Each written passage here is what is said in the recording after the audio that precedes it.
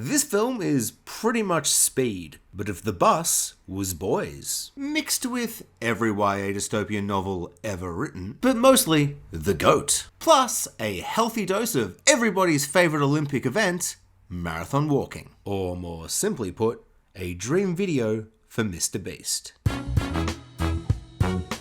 A film that could be kinda boring or goofy is anything but, and that all comes down to the cast we walk with, who are all exceptional. This film will devastate, destroy, and break your heart. The emotional powerhouse of our two leads as they tragically become friends over this walk to their literal graves is a grueling, torturous, bleak, and harrowing experience that shows camaraderie and friendship can maybe overcome even the most goofy of dystopian nightmare futures.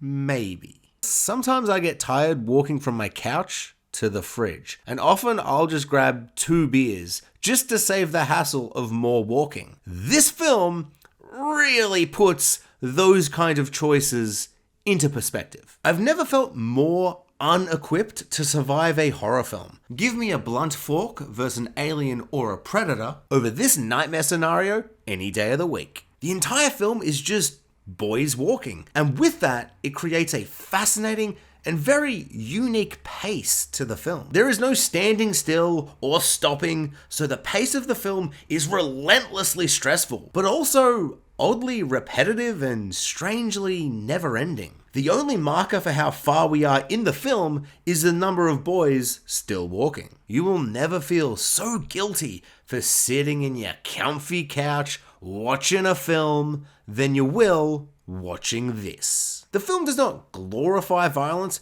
but it also doesn't shy away from it. It's very brutal and bloody. Lots of headshots and other nasty stuff. Also, if you're wondering, how do they poo? Are there poo breaks? No, there is not. And yes, it's very explicit in showing the result. Gross, mean, and did I mention gross? There is, of course, like a lot of dystopian nightmare futures, a pretty big logic leap as to how and why this is even happening. They don't really explain it, and you don't get much of the outside world to paint a clear picture. It's simple and mildly vague how this even works the way they say it does. I don't know, man. You gotta just kinda roll with it. It's a metaphor or whatever. For me, it's less about why this is happening and about who it's happening to, and seeing them deal with this impossible situation. And I do mean impossible. I don't even think that Ethan Hunt could do what I saw on screen. But also, it's based off a Stephen King novel. You thought suspension of disbelief wasn't gonna come into play? Also, there's a third act moment that is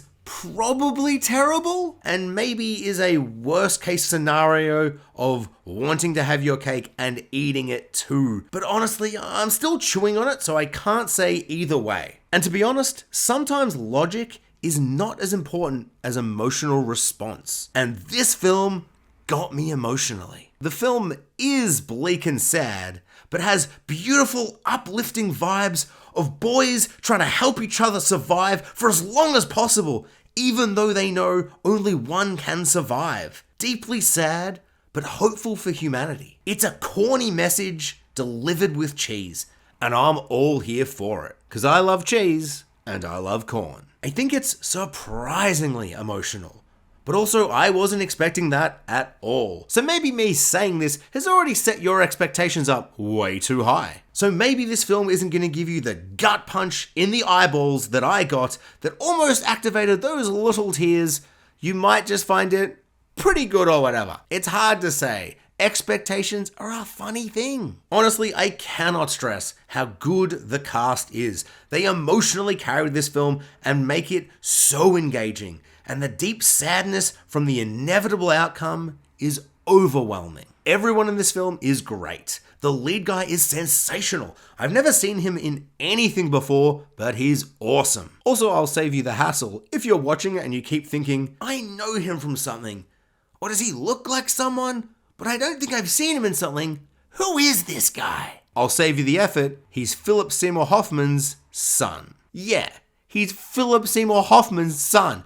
It was, I had this itch I couldn't scratch in the cinema, and as soon as I got home, I was like, that's what it is. He looks like a little, slightly different Philip Seymour Hoffman. And the second lead from this film is so good, I'm calling it right now. Andy from Alien Romulus is going to be the next big actor. I'm so sure of it, I promise next film he's in, I'll remember his name. Is he even new, or am I just living under a rock?